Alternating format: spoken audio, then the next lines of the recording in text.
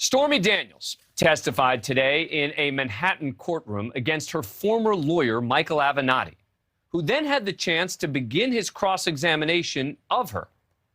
This after a federal judge ruled that Avenatti can represent himself, so he gets to cross-examine her himself. He's accused of pocketing $300,000 from an advance that Stormy Daniels got up for her memoir.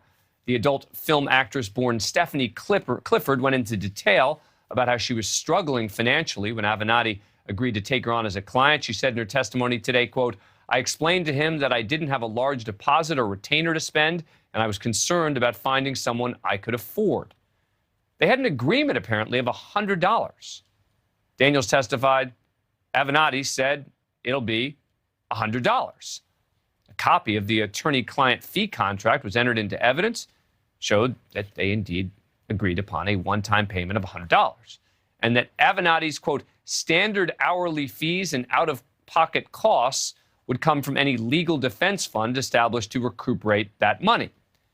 Daniels testified that her relationship with Avenatti turned in February of 2019 after the literary agent forwarded her wire transactions showing that Avenatti had forged her signature in August of 2018 and diverted her second and third advance payments to an account that she was unaware of.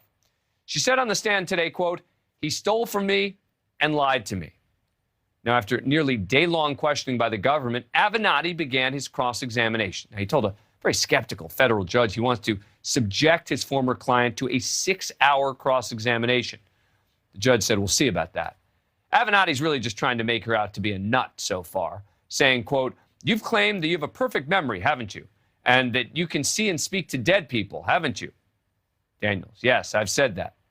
Avenatti also questioned Daniels' knowledge of contracts. Quote, "You generally know what a contract means because you've signed hundreds of contracts."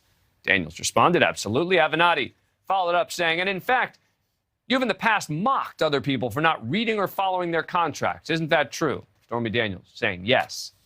Avenatti has pled not guilty. This is his third federal criminal prosecution. Now, in the case where he was accused of extorting Nike, he was convicted, sentenced to 2.5 years. He had lawyers in that case. But then in another case where he's accused of stealing from clients, he represented himself. That ended in a mistrial. Joining me now is the attorney for Stormy Daniels, Clark Brewster, who was in court today. Thank you very much for coming on the program. Appreciate it. Let me ask you, how does your client feel about having Avenatti himself asking her questions and trying to make her seem crazy? Well, it does give really kind of real meaning to the Sixth Amendment right to confront your accusers, doesn't it? Directly in that courtroom, not through a lawyer, but through the actual accused. She was fine. She this morning, as we talked, it was very, very relaxed and confident, and she just knows the facts, and she just laid them out very carefully. Is she at all intimidated by having to go up sort of one-on-one with her ex-lawyer, or is she sort of looking forward to it? I don't think Stormy's the kind of person that gets intimidated. She's very, very confident, careful thinking, honestly, bright young woman. I'm very impressed with her. I've represented her now going on 3.5 years, and I don't think she's intimidated. So what is Avenatti talking about when he's referring to a contract? He's saying, oh, you've signed contracts before. You know what a contract is. Does he have something in his back pocket here that he's going to show that demonstrates that they had some other kind of agreement? No. What he's going to do is try to diffuse and just kind of get off on a tangent in some way or another. It's a very interesting thing here because we live in a time where communications are mostly in writing with texts and WhatsApp communications. And if these would have been oral, he might have been able to slip and confuse this jury. But there's a series of communications that I think create just an unimpeachable story about his deceit, his lies, and his cover-up, and getting other people to lie as well to conceal his theft. Do you think he's going to try and get your client angry, upset on the witness stand? Do you think that's part of his goal here? If it were me being accused of taking someone's money, I would start immediately with this is where the money is, and this is why it was transferred, and this is the accounting, I wouldn't start with, you see dead people, don't you? I mean, so it's obvious that he does not want to deal with the facts. She's going to be very, very knowledgeable and specific about the facts. She's not going to be fearful or intimidated. It'll be interesting theater tomorrow, though. When she hired you, did she say something like, you know, I haven't had the best of luck with my previous lawyers? No, actually, what she did is she came to me and said, they've taken these book payments and sent them to Michael pursuant to this authorization, and I don't know why they did it. So when I looked at it, I said, well, is this your signature? And she said, yes, it looks like it. And then the only thing she had there was the fee agreement. And I looked at it, and it certainly looks very much like it. And then I realized it really is. It's identical. Going through the lines above, it was obvious. It was a cut and paste job.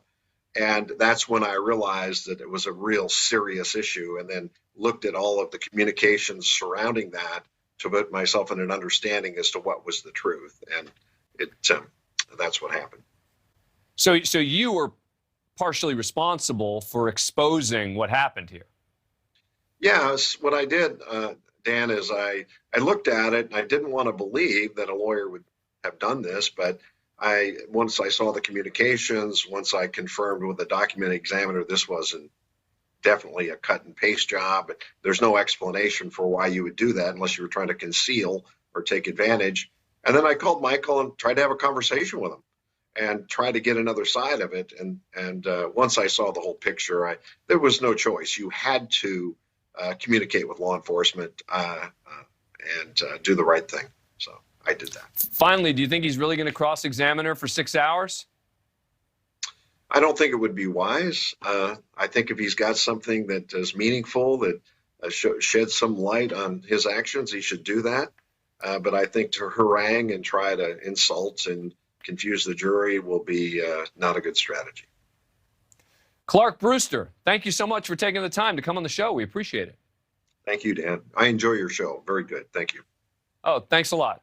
Thank you for watching. Click the red subscribe button below so you can get more of NewsNation's fact-driven, unbiased coverage.